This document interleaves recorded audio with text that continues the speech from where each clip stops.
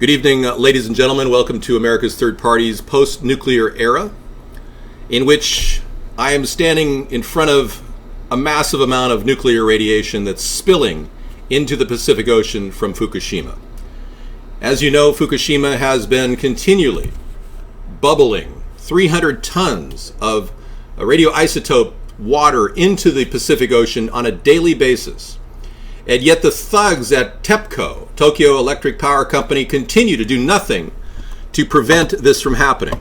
Yes, continually, Hemp Party. It's going on right now. We cannot allow our nation to sit here and watch dying sea lions wash up on our shore and whales die and fish that you never even heard of, like oarfish, two of them landed on the shores of Venice, California, just a few weeks ago. These fish are like 18 feet long and no one's even seen them, and they're coming up from the depths of the ocean and dying. So clearly the indications are there that we need to do something intelligent with the problem leaching off the shores of Japan. We need to do something that will eliminate this threat. Now, I am proposing a mound system where we go in with large tractors, robotic tractors, and dig dirt up to the level of the containment vessel in reactor number 4. This would be a serious solution to the incredible problem with the leaching radiation into the water. If we don't solve this problem with a mound system, what's going to happen is TEPCO is going to go in there and try to pull one little spent fuel rod out at a time, and it's like a crushed packet of cigarettes that's wet, trying to pull one cigarette out at a time. Let's make this perfectly clear. That's not going to work. And no matter how brazen these people think they are, that they're going to go do that, what can happen is the containment vessel that's sitting 100 feet above the water could leach into the water at a rapid pace. The spent fuel rods could begin to melt down. There's over 1,530 of these things. And then you're going to see an even bigger nuclear waste problem than you'll ever imagine. That's right. The soil is all radioactive there. You might as well push the radioactive soil right up onto the area and then make it a containment area so that leaching of water doesn't go on. A mound system is the only solution to this problem. Unless we want to use an emergency technique of tactical nukes fired into both sides to lift the dirt right on top without having any human intervention or robotic intervention, let's do it. But even robots and battery packs don't survive the incredible heat emanating from the reactors at Fukushima. Now, this isn't just about Fukushima. This is about other issues that we talk about on our show on Saturdays. Our major theme is ending war. We have an anti-war rally going on right now. We don't want more war. We don't want more nuclear engagements. And unlike Barack Obama, I want to see Iran have unfettered access to the nuclear enrichment zones given to the IAEA. Barack Obama, in his infinite stupidity, is brokering a deal with President Rouhani right now to give them $7 billion and not even in exchange get access immediately to the nuclear enrichment zones. Rouhani is going, yes, my friend, I will get you access, just give us the money first. Now, I'm asking you, when in the history of our government have we ever capitulated with terrorists at this level? I mean, what Ronald Reagan did with the arms for hostage deal with Iran was very interesting. And the Contra affair, that was very interesting, but nothing like what Barack Obama is trying to negotiate, giving them $7 billion. Oh, so take 50 of our hostages in the 70s, hold them for 444 days, and then broker a deal to get $7 billion payback and not even provide access to the nuclear enrichment zones. We have got to get a handle on the situation, and we cannot negotiate from a weak position. We have a weak president right now. Barack Obama is a lame duck president. And I've got people in the room right now in our video chat show that probably voted for Barack Obama and wonders why I'm even doing these shows. Because they just think Obama is going to solve everybody's problems. Oh yeah. It's like they're complete sheep standing there going, what do you want to say next, Barack Obama? I mean, let's tell us what to do.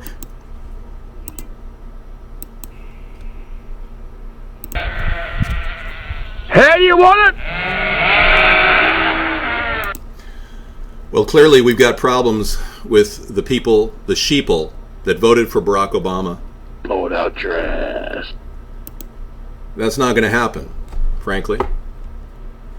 I am more prepared than Barack Obama to directly address every issue out there, from the spill at Fukushima to the Iranian negotiations that seem to be going in terms of President Rouhani's way.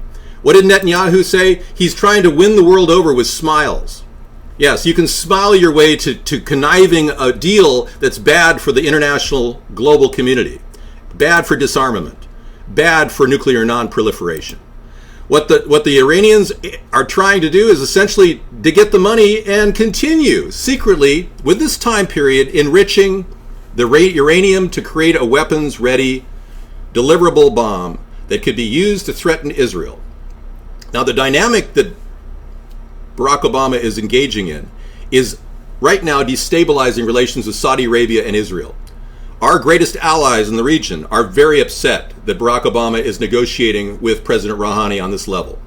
It undermines our relations with Israel because obviously Israel could be hit with a weapon or threatened with a weapon. Saudi Arabia, a mortal enemy of Iran, is going, wait a second, we've been giving you all this free oil and this is what we get? The oil prices are artificially low in America because Saudi Arabia, whenever we run into production crisis, they always kick up their production level.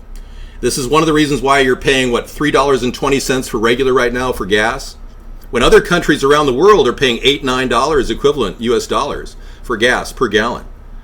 So clearly we've got to work on an arrangement that doesn't jeopardize our chief allies and bastions of democracy like Israel and strong allies like Saudi Arabia when we are dealing with the Middle East.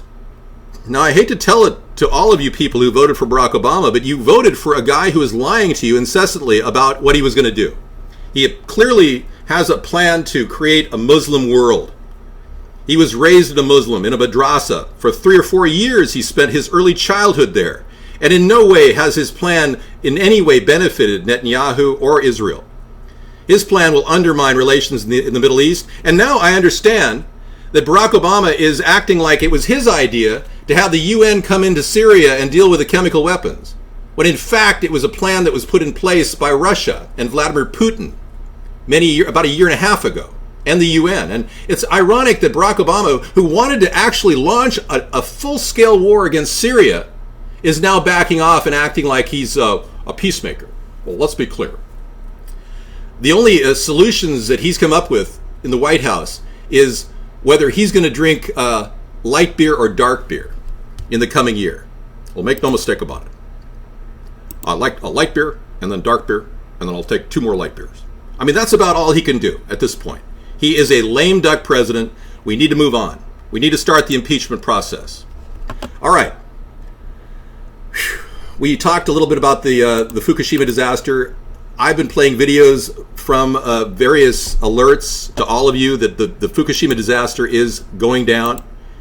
And I can't tell you that if we don't start dealing with the post-nuclear era with an intelligent framework of solutions like my idea of the reigniting the IFR program, the Integral Fast Reactor program, getting rid of the spent fuel rods is paramount.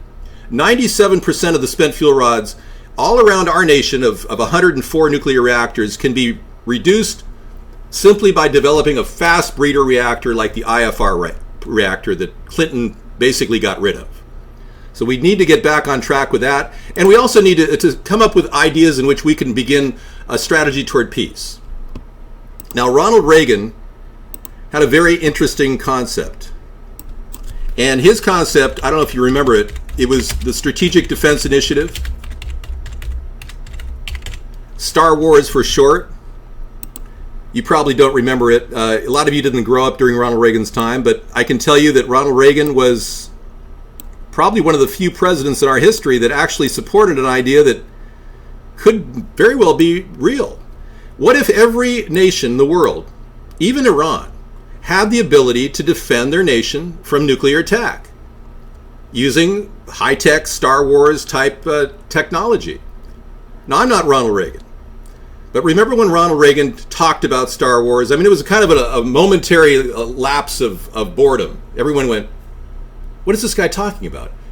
My fellow Americans, I'm suggesting a Star Wars defense system much like my Strategic Defense Initiative is backing. I mean, this guy came out with this idea that we could all have a safety net around our country. This isn't a way in which we get rid of nuclear weapons necessarily. This is a way in which we defend against nuclear weapons and then slowly begin the nuclear non-proliferation process. Well, that is what I'm proposing for 2017, a strategic defense initiative, a better civil defense system for our nation. Let's stop the incredible radiation problem coming out of Fukushima, and let's get down to the brass tacks of getting rid of the biggest threat to mankind, which is a radiation blast of 60 million curies coming out of a major leaking reactor or any number of reactors around the world. All I'm asking for you guys to do is talk about America's third party, okay? That's all I'm asking. So when you go around talking about politics with people, just mention, hey, by the way, there's a third party with a guy who doesn't want to continue this war activity. Because in the end, wars are essentially created for bankers. They're all about bankers and about monetary gain. Most wars are being financed by banks who profit from both sides. And at the very root of all the wars of this history, of this country, has been a financial stream that you wouldn't believe. And our country needs to reconcile that problem and get down to reality. Thank you for listening.